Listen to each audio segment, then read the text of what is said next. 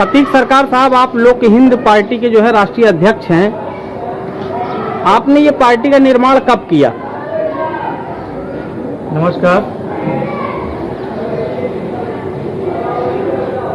ये पार्टी का निर्माण कब हुआ, उससे ज्यादा महत्वपूर्ण बात यह है कि ये पार्टी निर्माण करना क्यों पड़ा।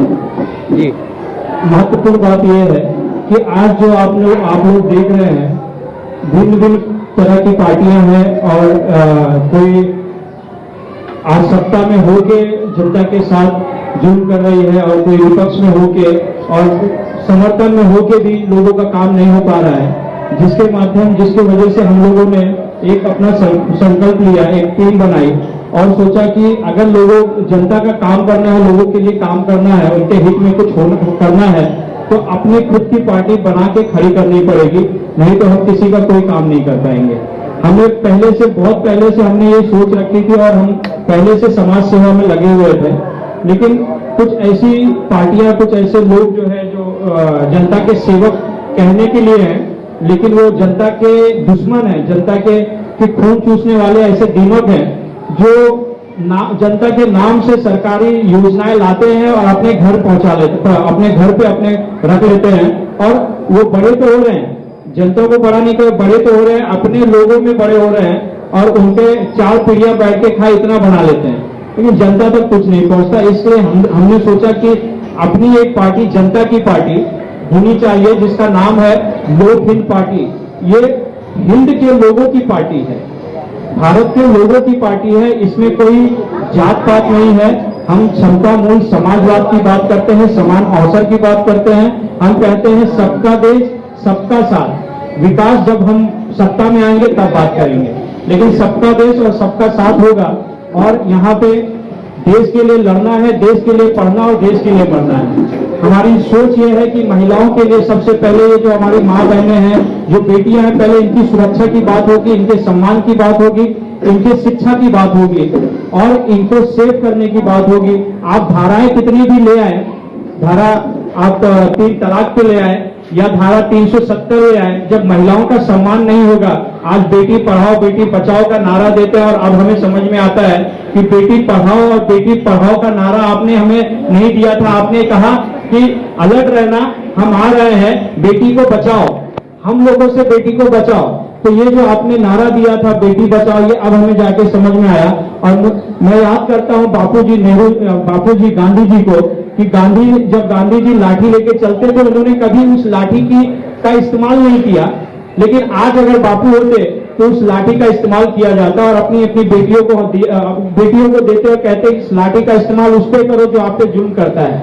तो गांधी जी का होना बहुत ज्यादा जरूरी है। और आज हम नेहरू, गांधी, सुभाष चंद्र बोस, बाकी जितने भी भारतीय स्वतंत्र सेनानी आए और चले गए, आज उन सब को लेके हम ये नारा देते हैं कि अब हमारी बहू बेटियों के ऊपर कोई भी जुल्म करेगा तो मैं भारत का एक रहवासी, लोक हिंद पार्टी का राष्ट्रीय अध्यक्ष आपको ये आश्वासन दिलाता हूं कि अगर हमारी बेटी के ऊपर या हमारी बच्चियों के ऊपर जुल्म हो रहा है, कोई उसको टच भी करता है, तो मेरी बेटियों से और मेरी बहनों से अनुरोध करता हूं कि आप उसे मार दीजिए, उसकी जान ले लीजिए।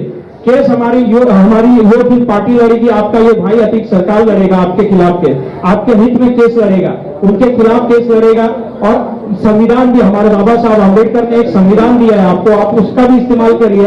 अगर आपके ऊपर कोई जुल्म करता है, अपनी जान बचाने के लिए धारा जो भी लागू होती है, वो धारा के तहत आप उनके ऊपर हमला कर सकते हैं, उन्हें मार सकते हैं अपनी जान बचाने के लिए। इसलिए मैं अपनी बहनों से, अपनी बेटियों से यह अनुरोध करता हूं कि अपने आप को सेफ रखिए और जब भी बाहर निकलिए तो अपनी माँ या अपने पिता या अपने भाई के साथ निकलिए और अपनी सुरक्षा करिए, क्योंकि हमारे देश के प्रधानमंत्री कहते हैं कि आत्मनिर्भर बनो। आप हमें आत्मनिर्भर बनने की सलाह देते हैं और हमारे लोगों में आज वो डर बना के रखा है आपने कि इस देश को आप गरीबी की इतनी चरम सीमा नाप चुकी है, जो जीडीपी आप गिरा रहे हैं, जो अर्थव्यवस्था गिर चुकी है, इस पे तो हम बात ही नहीं कर पा रहे। हमने कभी कोरोना को सम्मान दिया, हमने कभी ताली बजाने में अपना वक्त गुजारा, हमें ये पता ही नहीं है कि हमें करना क्या है, आज होगा क्या। आज कोरोना के नाम से जुल्म देखिए क्या क्या हो। हॉस्पिटल अपना जितना जो कर सकता है हॉस्पिटल कर रहा है, पुलिस वाले परेशान कर रहे हैं, महानगर पालिका आपके घर घर में घुस के जो है कोरोना को लेके, आप बीमारियों को लेके घर घर से लोगों को उठा के लेके जा रहे हैं। उसके साथ साथ क्या हो रहा है, ये सब चीजों पे आवाज उठानी आज बहुत ज्यादा जरूरी है इसके बीच। इसीलिए आपके बीच लोक हित पार्टी आई हुई है और आपके हक और अधिकार के लिए जहां कहीं भी हमें खड़ा होना पड़ेगा, जहां कहीं भी हमें लड़ना होगा, हम आपके साथ हैं। आप लोक हित पार्टी के साथ जुड़िए, ज्यादा से ज्यादा संगठित होइए, हमारे साथ हमारी ताकत बनिए। जय हिंद, जय भारत। अतीक भाई, एक सवाल है कि जिस तरह से जो है 2014 में भाजपा आई केंद्र सरकार में, तब से खासकर जो है महिलाओं और बच्चियों के साथ बर्बरता हो रही है। लगातार बच्चियां जो है हैवानियत के शिकार हो रही हैं। तो खासकर महिलाओं पर हो रहे अत्याचार के बारे में आप किस तरह का कानून बनाने के पक्ष में हैं? आप राष्ट्रीय अध्यक्ष हैं, इस नाते ये सवाल आप पे बनता है। देखिए, हमने 2014 में ये सरकार आई और कोरोना से पहले हमने एक प्रस्ताव रखा था केंद्र सरकार को, और राज्य सरकार को भी हमने एक प्रस्ताव रखा था। एक हमने हमारे पास ये जब आपका हैदराबाद वाला जो मसला हुआ था, उस वक्त हमने एक प्रस्ताव दिया था केंद्र सरकार को, होम मिनिस्टर को, गृह मंत्रालय को, कि कोई एक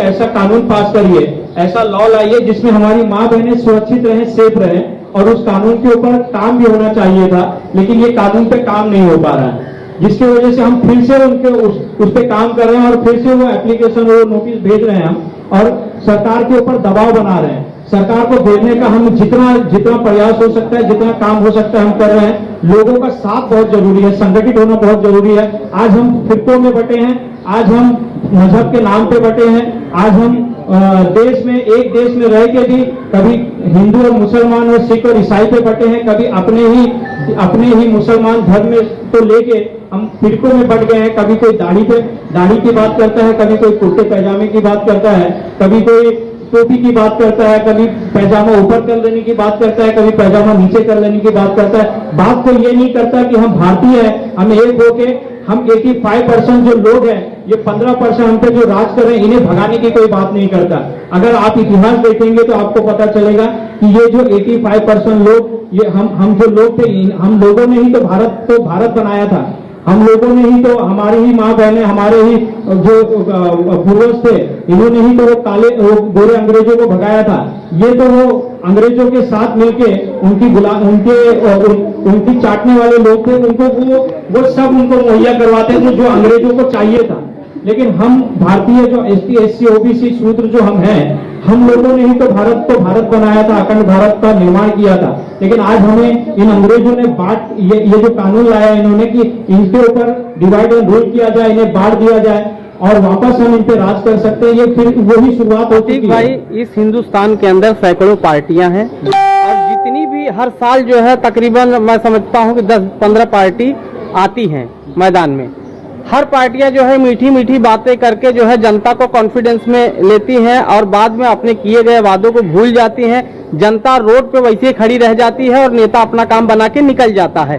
तो आपकी पार्टी में ऐसा क्या खास बात रहेगा? किन मुद्दों को लेकर पार्टी समाज में उभरने का प्रयास कर रही है? क्या कहेंगे इस पर कि आपकी पार्टी पे लोग भरोसा करें? सबसे पहले तो हम कहेंगे कि हमें वोट मत दीजिए, हम आपसे वोट मांगने नहीं आए हैं, हमें सत्ता का लालच नहीं है, हम काम करने आए हैं, हमें काम करने दीजिए, हमारे काम में अड़ंगा मत डालिए। आपको अगर हमसे काम लेना है तो आप टिप्पणी ना करें, आप काम देखें पहले। जो महिलाओं के ऊपर हम काम कर रहे हैं, जो महिलाओं के ऊपर आने वाली जो योजना, जो पहले से योजना चल रही है, जो आपके MP MLA नगर सेवक आप तक नहीं पहुंचा रहे हैं, हम वो पहुंचाने का आपको काम कर रहे हैं। उसके बाद कुछ कानून ऐसे हैं, कुछ धाराएं ऐसी हैं जिसको खत्म किया जा रहा है महिलाओं के ऊपर, मजदूरों के ऊपर। वो कानून धाराओं को खत्म ना किया जाए, उसके ऊपर हम जो है सरकार को घेरने का काम कर रहे हैं। जब वो काम हो जाएगा, अभी तो सर बहुत वक्त है, इलेक्शन के लिए बहुत वक्त है। जब हमारा काम दिखेगा तब आप हमें वोट देना, नहीं तो हम चुपचाप हम आपको बता देंगे कि हमसे काम नहीं है, हमें वोट मत दीजिए। सिंह साहब, आम नागरिक के दैनिक जीवन में उपयोग में आने वाले वस्तुओं के दाम में बेतहाशा बढ़ोतरी हो रही है। महंगाई कम करने के लिए कोई उपाय योजना है आपके पास? देखिए, सबसे पहले तो मैं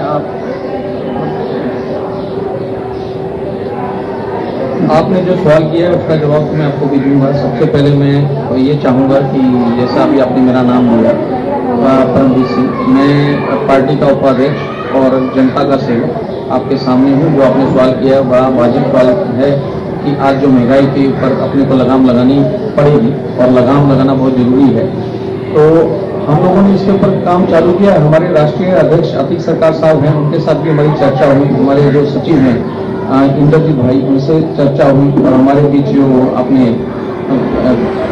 साहब बैठे हैं जिन्होंने ये प्रोग्राम ऑर्गेनाइज किया है, उनसे चर्चा हुई है और हम जल्द ही उसके ऊपर कड़ी कार्रवाई करने वाले हैं और सरकार को जो विज्ञापन है वो सौंपने वाले हैं।